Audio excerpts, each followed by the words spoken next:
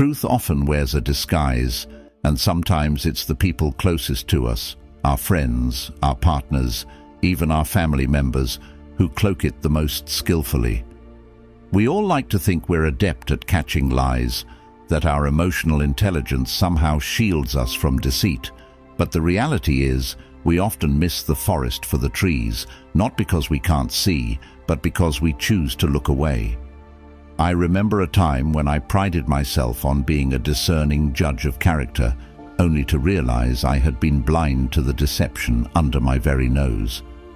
It wasn't that the signs weren't there, those small, almost imperceptible changes in behavior, the over-elaborations, the defensive snap at innocent questions. No, the signs were there, but I dismissed them, telling myself they meant nothing. Today, we peel back the layers of pretense, guided not by cynicism, but by the clear-eyed wisdom of Stoic philosophy, to reveal the stark truths about dishonesty. If you appreciate what we're doing here, a simple, free favor you can do for us is to hit the subscribe button and make sure you don't skip any part of the video, as these revelations might be closer to your heart than you ever imagined. Let's get started. Sign 1. Contradictions in their story. The first sign of deception we often stumble upon is the subtle yet telling contradictions in someone's story. Think about it. When a story is stitched together with half-truths or fabrications, it's tough to keep the narrative consistent. The details might shift slightly each time the story is told. Timelines may blur, or explanations that once seemed plausible start to contradict earlier points. Consider a friend recounting a weekend adventure. The first time, it's a spontaneous trip to a nearby city with a couple of friends. A week later, it morphs into a planned event attended by several more people. These discrepancies might seem minor, but they are red flags waving in the breeze of conversation, signaling that something isn't quite right. Why does this happen? From a Stoic perspective, every lie requires its creator to construct an alternate reality, and maintaining that reality becomes a complex task where details are often forgotten or confused. Marcus Aurelius believed in the simplicity and tranquility of living truthfully. He suggested that when we divert from honesty, we burden ourselves with the creation and maintenance of a falsehood, a task that is not only morally troubling, but mentally exhausting. So, when you notice these inconsistencies, take a moment. Reflect on why the person might feel compelled to shift their story. Is it a simple mistake, a lapse in memory, or a sign of a deeper deception? Understanding this can guide your reaction, whether to probe further or step back, observing with the detached wisdom of a Stoic, acknowledging that sometimes the truth is hidden not just from you, but from the speaker themselves. Sign 2. Lack of empathy. The second sign that someone may be weaving lies into their conversations is a noticeable lack of empathy. Empathy, the ability to understand and share the feelings of another, is not just a social nicety, it's a cornerstone of genuine human connection and a principle deeply embedded in Stoic philosophy.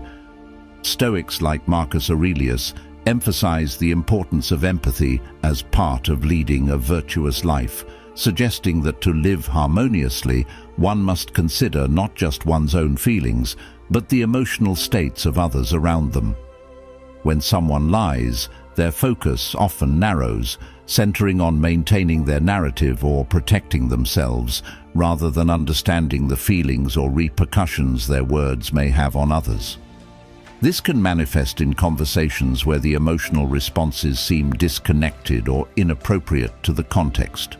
For example, if someone shares news of a personal loss and the response lacks the expected warmth or commiseration, it might not just signal emotional disengagement, but also indicate that their energies are directed towards sustaining a deception. This lack of empathy is particularly telling because it suggests a dual failure, not only in the moral duty to be truthful, but also in the duty to care for the relational and emotional well-being of others. The Stoic view would not only condemn the deceit, but also the underlying indifference to the effects of these lies on others. A person embedded in the truth should naturally align their emotional responses to the truth of the situation, offering condolences, joy, or support where appropriate. Reflecting on this, when you encounter someone whose emotional reactions seem out of step with the situation, consider it a signal. It may be a moment to look closer, not necessarily to confront, but to understand better what is driving this disconnect.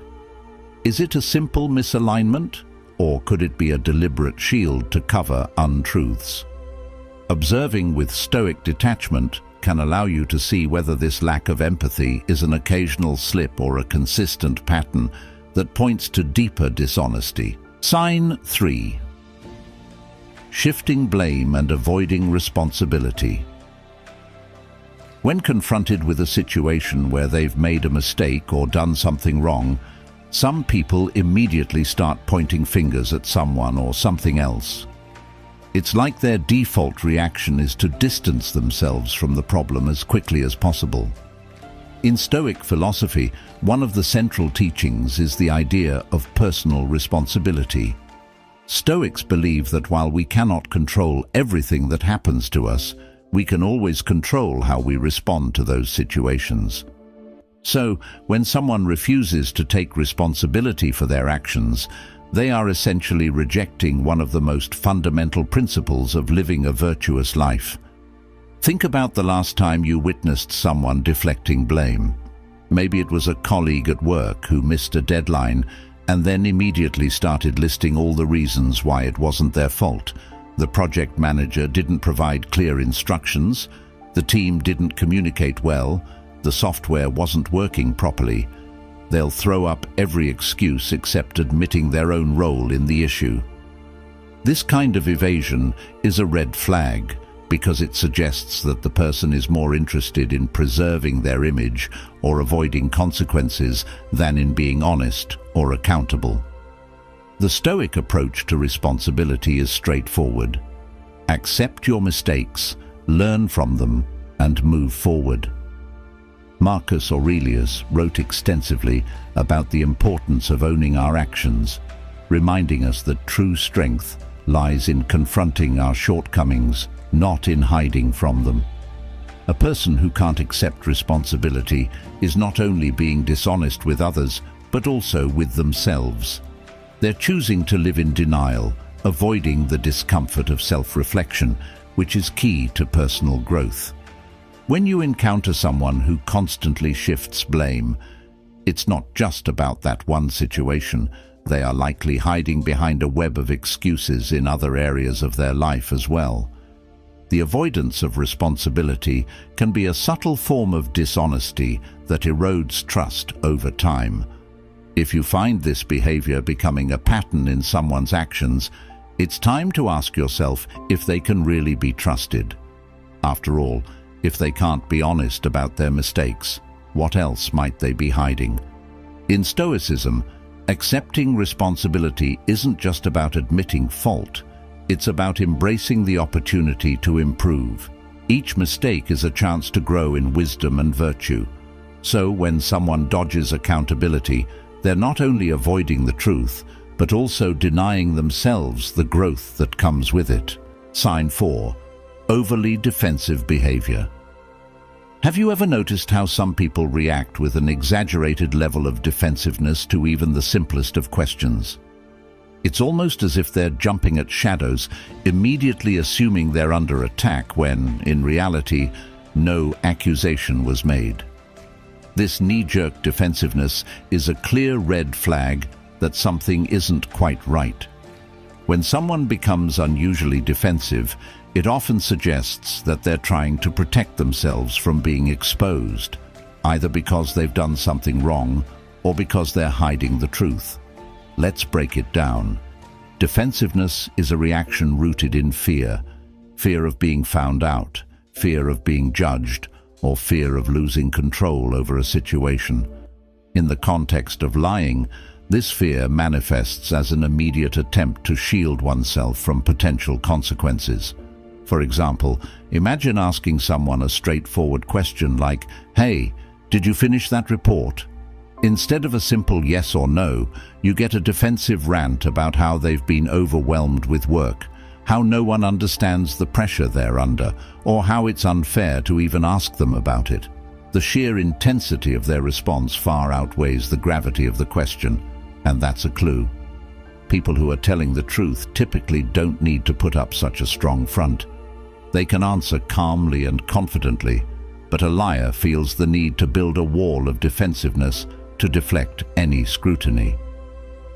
From a Stoic perspective, this behavior is deeply problematic. Stoicism teaches that we should remain calm and composed in the face of challenges. The Stoic way is to accept responsibility for our actions without flinching or deflecting blame.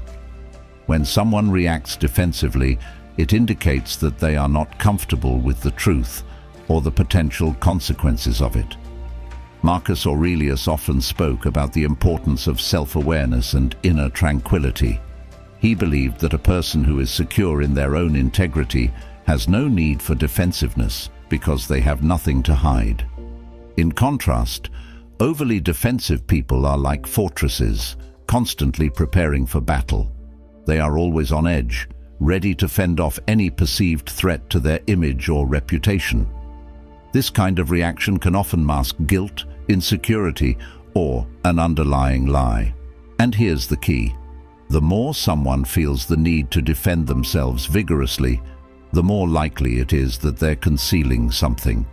Defensiveness is not just about protecting oneself from external criticism. It's also about hiding from internal truths that may be too uncomfortable to confront. So, how do we deal with this from a Stoic lens? Stoicism teaches us to observe without getting emotionally involved. When you notice someone reacting defensively, take a step back and consider what might be driving that response. Is it insecurity, guilt, or a fear of being exposed? Rather than reacting to their defensiveness, which is often what they're hoping for, remain calm and detached. Ask more questions if necessary, but don't get pulled into their emotional whirlwind. By maintaining your composure, you not only protect your own peace of mind, but you also force the other person to confront their own discomfort. Over time, this might lead them to be more truthful, as they realize that defensiveness is not a sustainable strategy. Sign 5. Overly detailed stories. Another sign of deception is when someone gives overly detailed stories. You've probably experienced this before. A simple question or inquiry turns into a long, winding explanation packed with excessive and often unnecessary details. At first glance, it might seem like the person is just being thorough or eager to share, but when you step back, you'll notice that the story feels rehearsed, almost too perfect, as if they're trying to overwhelm you with information. This tactic is a classic sign of someone covering their tracks, using an avalanche of details to distract from the truth. Think about it. When people lie, they often feel the need to build a convincing narrative to cover up their dishonesty. But the more complex the lie, the harder it is to maintain. By providing too many details, right down to what time they woke up, what they had for breakfast, and the exact number of steps they took, the liar hopes to sound more believable. Ironically, this excess often works against them. Honest people usually give straightforward, concise answers because they're recounting events from memory. Liars, on the other hand, feel they need to fill in every gap, hoping that an abundance of information will hide their falsehoods. From a Stoic perspective, this behavior is a sign of inner turmoil and insecurity. Stoics teach us that honesty is simple and direct, rooted in a clear conscience. When someone feels the need to embellish, they are likely not at peace with their own words. Marcus Aurelius, in his Meditations, often spoke of the virtues of simplicity and truthfulness, noting that living in alignment with these principles brings a sense of calm and clarity. In contrast, deceit creates inner chaos. A liar's mind is cluttered with the need to keep the story straight, constantly juggling fabricated details to ensure they don't contradict themselves. This is why overly detailed stories are often full of small inconsistencies or strange tangents that don't quite add up. Imagine this scenario. You ask a friend why they missed your party. A simple, "I had another commitment" would suffice if they were telling the truth. But instead, they go into a long narrative about how they were stuck in traffic, the exact route they took, how they stopped for gas, the conversation they had with the gas station attendant, and how their phone battery died at 2:34 p.m. The sheer volume of detail feels unnecessary, and deep down, you might start wondering why they're going to such lengths to explain something so simple. The Stoics would advise us not to get swept up in these overly detailed stories. Instead, observe calmly and listen closely for what's missing. The truth. When someone is being honest, their story flows naturally. It's not weighed down by unnecessary elaborations. Epictetus once said, "The key is to keep company only with people who uplift you, whose presence calls forth your best." When someone gives you an overly detailed story, they may not be offering the clarity and directness you deserve.